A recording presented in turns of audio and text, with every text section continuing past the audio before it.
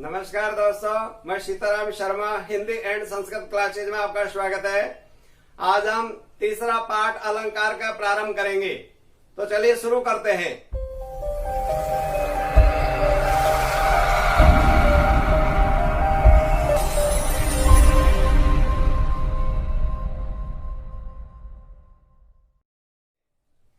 आगे वाला अलंकार है अतिशयोक्ति अलंकार। अतिशयोक्ति अलंकार वहां होता है जहां किसी वस्तु की बढ़ा चढ़ा करके और वर्णन किया जाता है, वहां हमेशा अतिशयोक्ति अलंकार होता है। अतिशयोक्ति अलंकार में हमेशा कोई वास्तविक सत्यता नहीं होती, लेकिन उसका बहुत ज्यादा बढ़ा चढ़ा करके और उसकी विशेषता बता दी जाती है।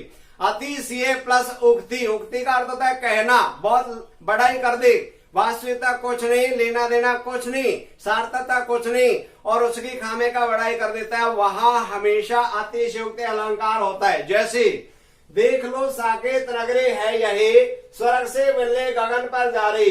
साकेत कहते हैं अयोध्या को, यानी अयोध्या नगरी है वो आसमान में स्वर्ग से मिलने जा रही है। अब ये जितने वाली बात है क्या अयोध्या नगरी उठ सकती है क्या? लेकिन किसी ने उसकी बढ़ा चढ़ा करके वर्णन कर दिया। दूसरा वाला उदाहरण है तुम्हारी यह दंतुरिन मुस्कान मृतक में भी डाल देगी जान।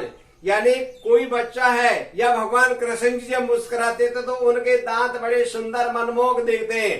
तो किसी ने कहा कि इनकी जो मुस्कान है दांत दिखाई देते, उनकी यानी ऐसी महत्ता होती है कि एक मरा हुआ व्यक्ति है उसमें भी वो जान डाल देती है। अब ये जितने वाली बात है क्या? फिर तो किसी की मौत ही नहीं होगी। जैसे यहाँ पर बढ़ा चढ़ा करके वर्णन कर दिया जाता है। जैसे मान लो बालों को खोलकर न रहा करो दिन में, रास्ता भटक जाएगा सूरज। यानी कोई माता बहन वो स्नान कर रही थी, उसने स्नान करके बालों का वो फैला रही है, सुखा रही है। किसी सज्जन ने कहा कि बालों को खोलकर न रहा करो दिन में, रास्ता भटक जाएगा सूरज। जचने वाली बात है कि पहली बात तो सूर्य चलता ही नहीं है, दूसरी बात बालों को देख के और वो रास्ता भटकेगा तो जबरदस्ती बहुत बड़ाई कर देते। जैसे आगे उदाहरण है इन कपोलों को मत छू नहीं तो मुरझा जाएंगे। क्या जो गाल है वो छूने से मुरझा जाते क्या? जब गालों पर ऐंठे लगती है, थप्पड़ पड़ते तभी मुरझाते नहीं है। तो जबरदस्ती यानी अतिशय उक्ति बढ़ा चढ़ा करके जो विशेषता बताए वो अतिशयोक्ति अलंकार होता है। जैसे आगे उदाहरण है हनुमान के पूंछ में लगन पाए आगे, लंका सारे जल गए गए निशाचर भाग। यानी कितना जबरदस्ती अतिशय कर दिया है कि हनुमान की पूंछ में आग लगने से पहले ही सारी लंका जल गई और सारे राक्षस लंका से भाग गए। जब ये बताओ कि जब लंका ही जल गई तो राक्षस कहाँ भागेंगे? तो ये जबरदस्ती यानी लंका भी जल गई, राक्षस लंका से निकल गई। लंका कोई छोटी मोटी जगह है क्या? इतनी बड़ी जगह में अग्नि लगने के बावजूद भी और राक्षस वहां से आ गए, हनुमान के पूंछ में आ गए आग लगने से पहले। तो यहाँ पर बढ़ा चढ़ा करके जो वर्णन कर दिया जाता है वो हमेशा अतिशयोक्ति अलंकार होता है। आगे वाला अलंकार है विभावना अलंकार। विभावना अलंकार वहां होता है जहाँ बिना कारण कहीं कार्य हो जाए, वहां विभावना अलंकार होता है। बिना परिश्रम करे सफलता मिल जाए। जैसे बिनु पद चले सुने बिनु काना कर, बिनु कर में करे विधि नौनो, आनन रहे सकल रस वागे, बिन वाणी बकता बड़ योगी। यानी कवि कह रहा है और बिना पैरों के तो चल रहे हैं और बिना कानों के सुन रहे हैं और बिना हाथ के करोड़ों प्रकार के कार्य कर रहे हैं और बिना मुख के आनंद होता है, मुख बिना मुख के ही और संसार के जो भी रस आनंद भोगने लायक है, भोजन प्रसादी के स्वाद उनका वो भोग मांग रहे हैं और बिना वाणी के ही बहुत बड़े विद्वान बनते हुए और लोगों को उपदेश दे रहे हैं। तो यहाँ पर यानी बढ़ा चढ़ा करके वर्णन कर दिया जाता है वो। जैसे आगे उदाहरण है प्यास मिटी पानी बिना मोहन को मुख देख। यानी बहुत सी जो सखी है वो प्यास के मारे व्याकुल हो रही थी। किसी सज्जन से कहा कि हम बहुत ज्यादा प्यास लग रही है, तो वो सज्जन बिल्कुल शुद्ध सात्विक जो जल है वो भर के लेके आया और उसमें से यानी कुछ सखियां कह रही हमारी तो प्यास बुझ गई। क्यों? अब उन्हें जिस चीज की चाहत थी उनके दर्शन हो गए, यानी भगवान कृष्ण जी की जो चाहत में वो प्यासी थी उनके दर्शन हो गए, तो बिना पानी पिए उनकी प्यास मिट गई। यानी बिना कारण के ही कार्य हो जाता है, वहां हमेशा विभावना अलंकार होता है।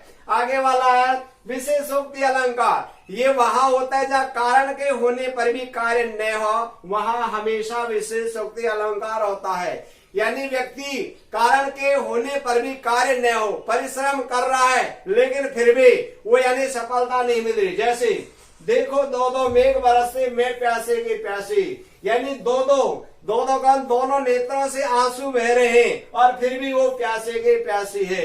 जैसे आगे उदाहरण, जब नेत्रों से जो पानी बह रहा है उससे कोई प्यास मिटती है क्या? आगे वाला उदाहरण है जल बीच मीन फिर प्यासी हमको सुनकर आवे हंसी। पानी के अंदर मछली है और उससे पूछेगा भी क्या हाल है, वो कहती है मैं बहुत ज्यादा प्यासी हूँ। अब ये जतने वाली बात है, लेकिन है क्यों? अब उसको जिस चीज की जो स्वाति नक्षत्र के बूंद को ग्रहण करती है वो उसे जल ग्रहण नहीं मिल रहा है, और जो पानी में वो तैर रही है वो मात्र जीने का सहारा है। इसलिए यहाँ पर ये विशेषोक्ति अलंकार होता है। जैसे मान लीजिए कहीं पर यानी बेटी की शादी हो रही है, हजारों लाखों लोग रुचि के अनुसार भोजन करें, कोई पाबंद नहीं, लेकिन किसी व्यक्ति से पूछा जाए भी क्या हाल है, वो कह रहे हैं भूख है मर रहे हैं, तो जचने वाली बात है क्या? लेकिन है क्यों? अगर जो बच्ची के माता पिता है वो जब तक पानी ग्रहण संस्कार नहीं हो पाएगा तब तक वो भोजन ग्रहण नहीं करेंगे। तो कोई न कोई यहाँ पर कंडीशन होती है। जैसे अपन मान लीजिए जन्माष्टमी का उपवास करते हैं और भोजन प्रसादी घर में रसोई में सब कुछ होने के बावजूद भी भूखे रहते, क्या? और जब तक यानी वो व्रत पूरा नहीं होगा तब तक भोजन ग्रहण नहीं किया जाता। तो जहाँ कारण के होने पर भी कार्य न हो वह विशेषोक्ति अलंकार होता है। दोस्तों, आपको अगर ये वीडियो अच्छे लगे तो आप इसे लाइक करें तथा हमारे इस चैनल को सब्सक्राइब करें, और इस टॉपिक में किसी भी प्रकार के आपको कोई प्रॉब्लम हो तो आप हमें कमेंट करके अवश्य बताएं।